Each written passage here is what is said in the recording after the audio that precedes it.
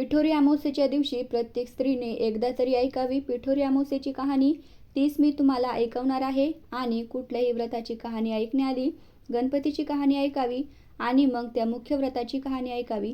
चला तर मग सुरुवात करूया गणपतीच्या कहाणीपासून.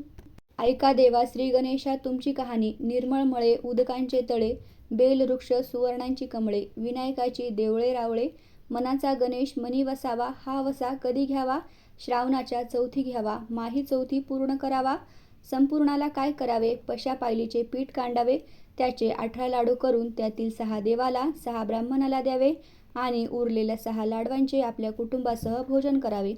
अल्पदान महापुण्य अशा या गणेशाचे मनात ध्यान करावे, त्याच मनात पाहावे, त्यामुळे आपण चिंतलेल्या गोष्टी लाभतात, मनोकामना पूर्ण होते, सर्व कार्य निर्विघ्न पार पडतात. ही 60 उत्तराची कहाणी 5 उत्तरी सुफळ संपूर्ण. आता सुरू करूया पिठोरी अमावस्येची कहाणी. आटपाट नगरात एक ब्राह्मण राहत होता. त्याच्या घरी श्रावण अमावस्येला वडिलांचं श्राद्ध असे.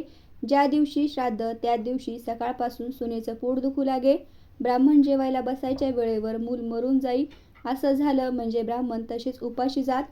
7व्या वर्षीही असंच झालं. तेव्हा सासरा रागावला. तेव्हा मेलेलं मूल तिच्या ओटीत घातलं आणि तिला हाकलून दिलं. ती एका मोठ्या अरण्यात आली. तिथं तिला झोटिंगाची बायको भेटली. तिची चौकशी केली. तिला म्हणाली, आलीस तशी लवकर जा, नाही तर झोटिंग येऊन तुला खाऊन टाकीन. तेव्हा ब्राह्मणाची सून म्हणाली, तेवढ्यासाठीच मी इथे आले आहे. असं म्हणून तिने सर्व हकीकत सांगितली. आता मला जगून तरी काय करायचं आहे, असं म्हणून ती रडू लागली. तेव्हा झोटिंगाच्या बायकोनं तिला धीर दिला. अशीच थोडीशी पुढं जा, तिथं तुला शिवलिंग दिसेल. तिथं एका झाडावर बसून राहा. रात्री नागकन्या, देवकन्या, 7 अप्सरा बरोबर येऊन तिथे पूजा करतात. खीरपुरीचा नैवेद्य दाखवतात आणि आधी ती कोण आहे म्हणून विचारतात. तेव्हा मी आहे असं म्हण. तुला पाहतील, तुझी चौकशी करतील, तेव्हा तू त्यांना सगळी हकीकत सांग. ब्राह्मणाच्या सुनेनं बरं म्हटलं आणि ती पुढे गेली. बेलाच्या झाडाजवळ उभी राहिली. शिवलिंग दिसलं. शेजारच्या झाडावर ती बसून राहिली. रात्र झाल्यावर नागकन्या, देवकन्या अप्सरांसह आल्या. त्यांनी शिवलिंगाची पूजा केली आणि आधी ती कोण आहे म्हणून विचारलं. त्याबरोबरच ती स्त्री खाली उतरली आणि मी आहे म्हणाली. तिची विचारपूस केली. तिनं सर्व हकीकत सांगितली.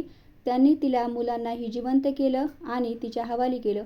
पुढे तिला हे व्रत सांगितलं. 64 योगिनींची पूजा करायला सांगितली आणि मृत्यूलोकी हे व्रत करण्यास सांगितलं. तसं तिनं विचारलं, यानं काय होतं? अप्सरांनी सांगितलं, हे व्रत केलं म्हणजे मुलं बाळं दगावत नाहीत, सुखात समाधानात राहतात. त्यांना ती नमस्कार करून निघून गेली. ती आपल्या गावात आली. ब्राह्मणानं आपल्या सुनेवरून मुलांवरून मूठभर तांदूळ आणि तांब्याभर पाणी उवाळून टाकलं. मोठ्या प्रेमानं तिला घरात घेतलं. तिनं सर्व हकीकत सांगितली. सगळ्यांना खूप आनंद झाला. मुलाबाळांसहित सुखाने, आनंदाने, समाधानाने ती राहू लागली. ही 60 उत्तराची कहाणी 5 उत्तरी सुफळ संपूर्ण. अशाच माहितीपूर्ण व्हिडिओज पाहण्यासाठी चॅनलला लाईक, शेअर आणि सबस्क्राईब जरूर करा.